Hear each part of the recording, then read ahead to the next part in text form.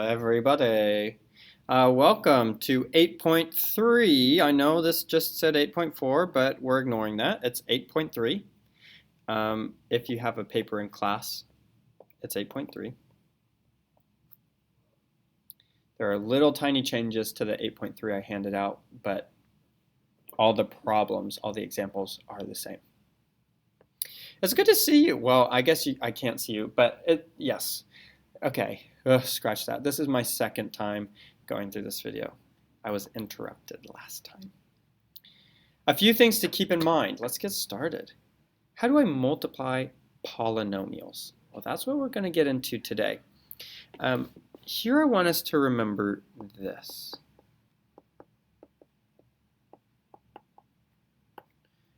Let's remember what it means to distribute something. So when we first introduced distributing, we might have seen a good example would be something like this, where we have 4 on the outside of a parentheses and inside we have x plus 2. Well, what we would end up doing is we take that 4 and we multiply it. So we do 4 times x, and then we take that 4 and we multiply it 4 times 2 as well. We take that outside number, outside thing, we multiply it to everything inside the parentheses. Well, 4 times x is just 4x. 4 times 2 is just 8. So our final answer here in this distribution would look like 4x plus 8. We will be taking this distributing property. I can never get my chair in the perfect position. We're taking this distribution property, this idea, and applying it now to polynomials. It's done the same exact way, though. What do I do with the exponents when multiplying polynomials? Let's remember this. Well, let me say add the exponents, and then I'll show you an example. If I had x squared times x to the 4th, our answer would be x to the 6th. When we multiply variables, we add their exponents. We add those degrees. What do I do with coefficients when multiplying? When we have coefficients, we multiply the numbers. What I mean is that if we had an example that was like 2x times 4x, remember our coefficients are the numbers. So coefficients, that would be like our 2 and our 4 here. Well, what we're doing in this example is really 2 times x and 4 times x. Everything here is being multiplied. So what's 2 times 4? That would be 8. Well, and then we're multiplying x times x. If we multiply, we add the exponents. So I guess I should say, let's remember, here these x's have invisible 1's. So 1 plus 1 would give us 8x to the power of 2. How do I write my final answer? Standard form.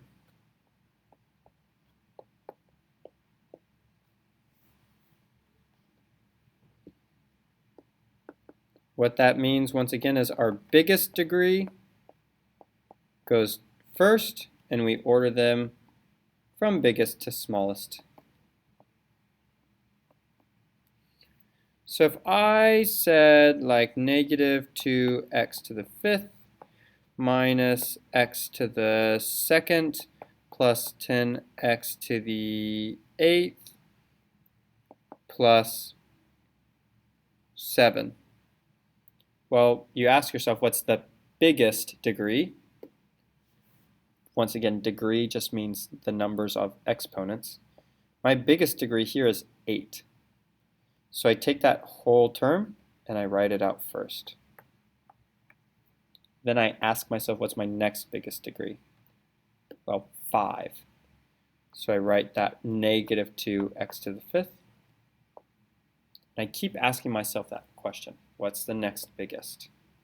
Next biggest is minus 2x squared. Next biggest is plus 7.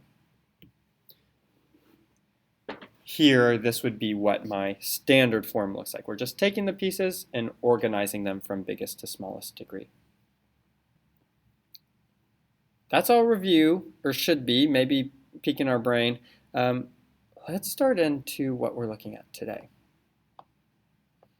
Here, we're going to start by looking at taking a monomial, taking one term, and multiplying it by another term. Well, what we see here, that's just like saying 5x squared times 4x to the third. When we see those parentheses, that just helps us in our heads to group things together. But we can think of it with this multiplication symbol to help us get there. Later, in examples 3, 4, 5, and 6, we will use the parentheses. But for this example, we can see it as a multiplication. First step, when we multiply these coefficients, what will that end up being? Well, 5 times 4. I don't know what's going on. I don't know why my handwriting stuff is not working very nicely. 5 times 4 is 20. When we look at our exponent, that's where since we're multiplying those x's together, we add the numbers. So we get x to the 5th. Well, since it's the only thing, it's already in standard form. If you named this, I'm going to have to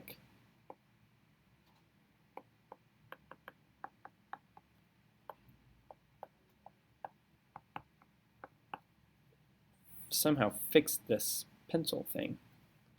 This little $15 thing from Amazon. Okay, example 2, same exact thing. We're multiplying one term by one term. So we look at the coefficients. Negative 3 times 5 is going to be what? Well, negative 3 times 5, and there it goes again, equals negative 15. I'm just going to write up above just to keep track. X to the third times x, well, we have that invisible 1, so this is going to be x to the 4th.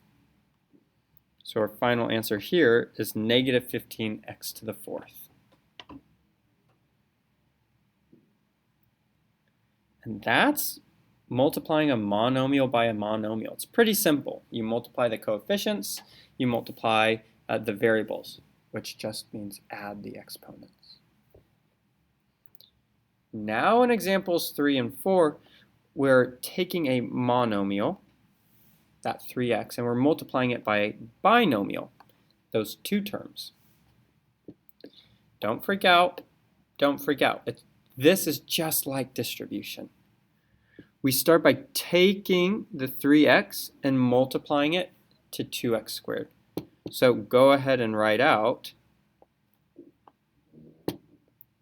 3x times, and here this is really helpful to use a parentheses here, 3x times 2x squared. And then we'll take that 3x and we'll multiply it by that 4. So we take that 3x and we multiply it by both terms inside the parentheses. Now that we've done that, let's simplify. So let's take it piece by piece, term by term. So once step 1, distribute. Oh, this pencil thing is going to drive me crazy today. Oh, I'm about to throw it out a window. Once we distribute, that's the step that we just did. Now we're going to simplify our terms.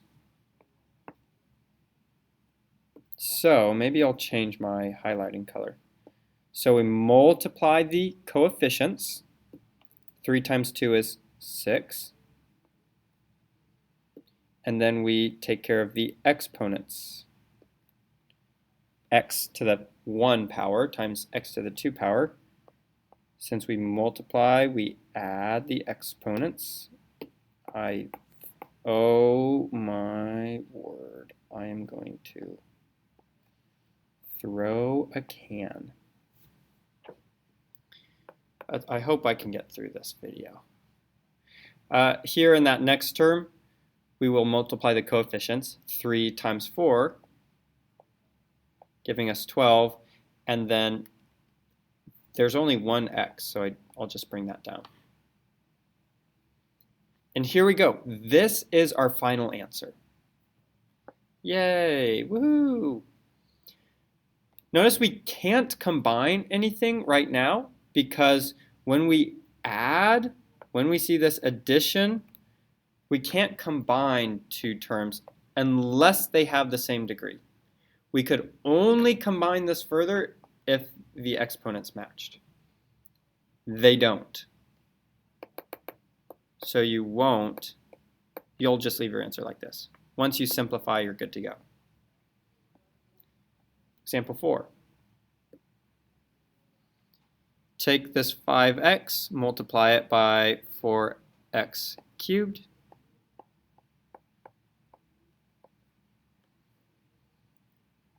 And then add that to 5x times negative 2x. Oh, I didn't draw my arrow. We're just, once again, all we're doing right now is taking this 5x and multiplying it by each term inside. Notice how I did a minus 2. It's really important that here we see that minus, that subtraction, and we keep that minus sign with that too.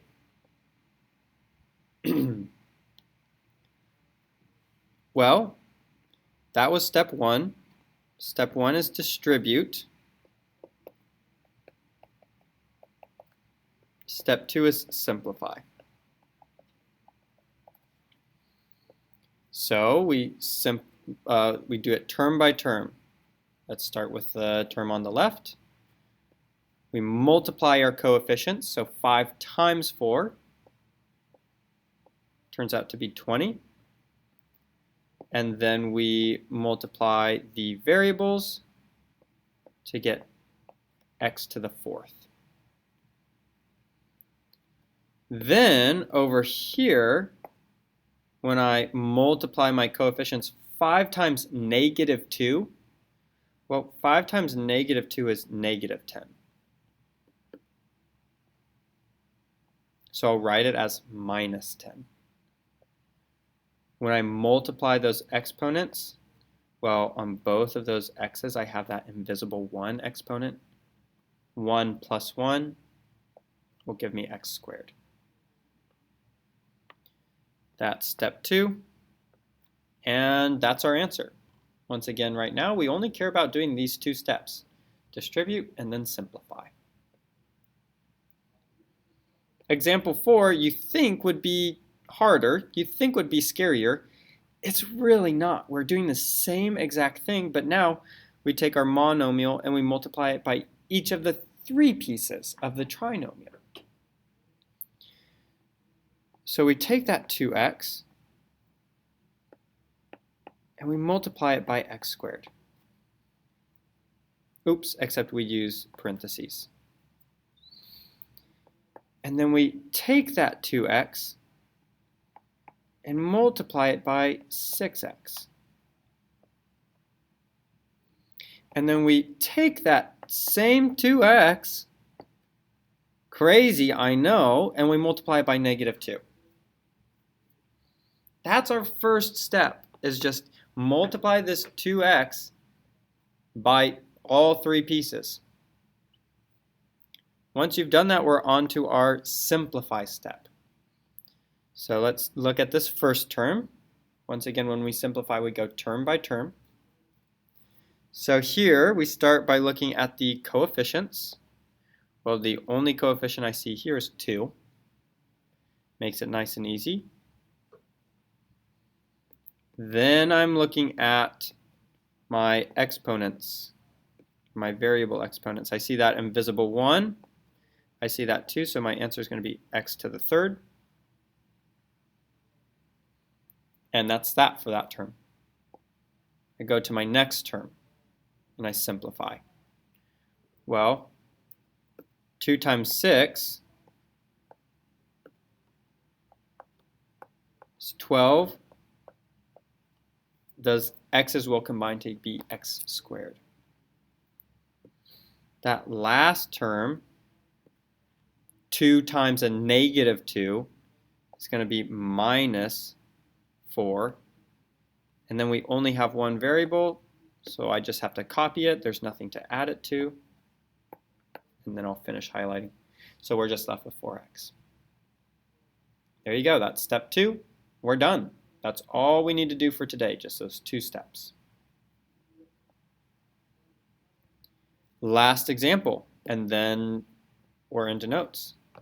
Once again, it's a monomial, so one term times these 3 terms.